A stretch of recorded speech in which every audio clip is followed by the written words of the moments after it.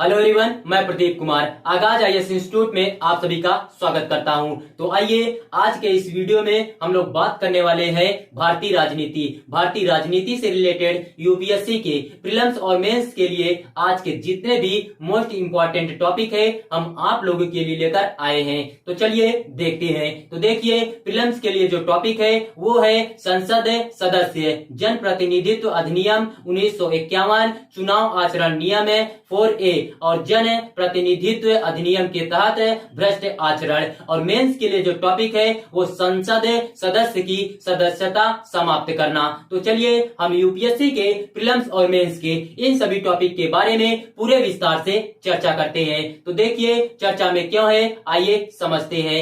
मद्रास उच्च न्यायालय ने वर्ष 2019 के थेनी संसदीय क्षेत्र के विजेता संसद सदस्य सांसद की सदस्यता को शून्य घोषित कर दिया है। हालांकि न्यायालय ने अपील के लिए समय प्रदान करने हेतु अपने आदेश को 1 महीने के लिए स्थगित कर दिया है। पृष्ठभूमि क्या है, आइए देखते हैं। सबसे पहले हम लोग आरोप के बारे में जानते हैं। तो देखिए, याचिकाकर्ता ने आरोप लगाया कि उक्त सांसद चुनाव संचालन नियम 1961 के नियम 4A के तहत दायर किए जाने वाले अपने चुनावी हलफनामे के फॉर्म 26 में अपनी वास्तविक संपत्ति और देनदारियों का खुलासा करने में विफल रहा है। इसके अतिरिक्त यह दावा किया गया है कि उस प्रत्याशी ने जन प्रतिनिधित्व अधिनियम 1951 की धारा 123 का उल्लंघन करते हुए वोटों के लिए नकदी के वितरण जैसे भ्रष्ट आचरण का सहारा लिया। न्यायालय की टिप्पणी क्या है, आइए हम लोग देखते हैं। तो देखिए, उच्च न्यायालय ने पाया कि नामांकन की जांच के लिए उत्तरदायी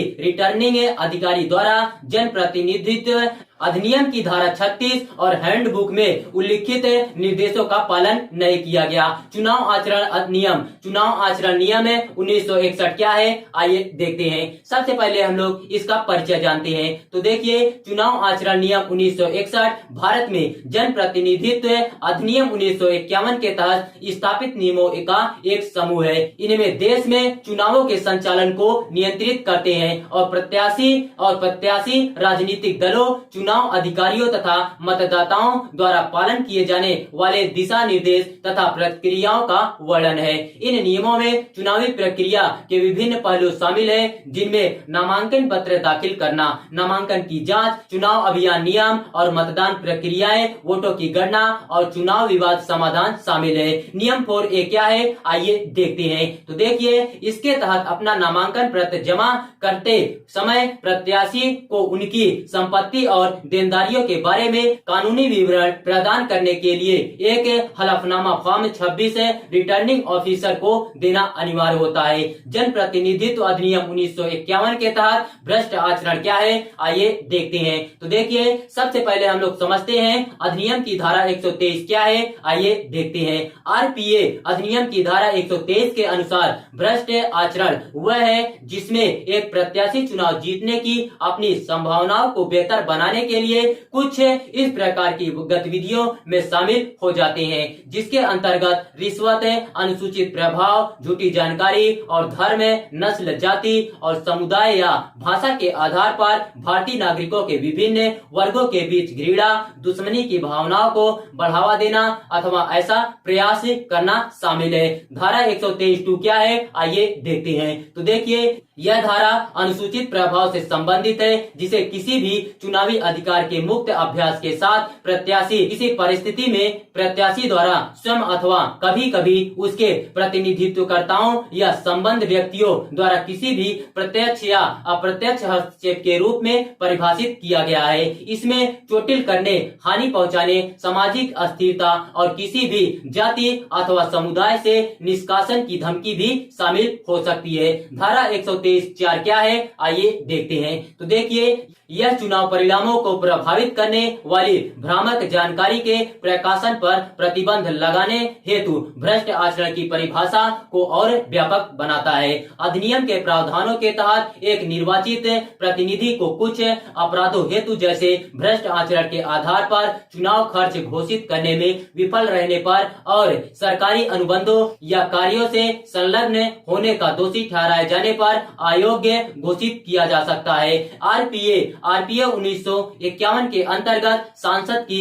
अयोग्यता के अन्य प्रावधान क्या है, आइए देखते हैं। तो देखिए, उसे किसी भी अपराध जिसमें 2 या अधिक वर्षों की कारावास की सजा हो के लिए दोषी नहीं ठहराया गया होगा, लेकिन निवारक निरोध कानून के अंतर्गत किसी व्यक्ति की हिरासत अयोग्यता नहीं है। उसकी सरकारी ठेकों, कार्यों या सेवाओं में कोई रुचि नहीं होनी चाहिए, वह निदेशक या प्रबंध एजेंट नहीं होने चाहिए और न ही उसे किसी ऐसे निगम में लाभ का पद धारण करना चाहिए जिसमें सरकार की कम से कम 25% हिस्सेदारी हो। उसे भ्रष्टाचार या राज्य के प्रति विश्वासघात के लिए सरकारी सेवा में बर्खास्त नहीं किया गया होगा। उसे विभिन्न समूहों के बीच शत्रुता को बढ़ावा देने या रिश्वतखोरी के अपराध के लिए दोषी नहीं ठहराया गया होगा। ऐसा व्यक्ति जिसे अस्पृश्यता, दहेज और सती जैसे सामाजिक अपराधों का प्रचार करने तथा उसकी वकालत करने के लिए दंडित नहीं होना चाहिए। अतीत में न्यायालय ने जिन प्रथाओं को भ्रष्ट आचरण के रूप में माना है, आइए देखते हैं। तो देखिए, सबसे पहले हम लोग अभिराम सिंह बनाम सीडी कामाचेन केस के बारे में जानते हैं। तो देखिए, वर्ष 2017 में सर्वोच्च न्यायालय ने अभिराम सिंह बनाम सीडी रामचेन मामले में माना कि धारा 123(3) के अनुसार जो इसे प्रतिबंधित करता है, अगर प्रत्याशी के धर्म, जाति, वंश, समुदाय या भाषा के नाम पर वोट मांगे जाते हैं तो चुनाव रद्द कर दिया जाएगा। SR मुंबई बनाम भारत संघ 1994 क्या है, आइए देखते हैं। तो देखिए, सर्वोच्च न्यायालय ने आरपीए 1951 की धारा 123 की उपधारा 3 का हवाला देते हुए निर्णय सुनाया कि धर्मनिरपेक्ष गतिविधियों में धर्म का अतिक्रमण कठोरता से प्रतिबंधित है।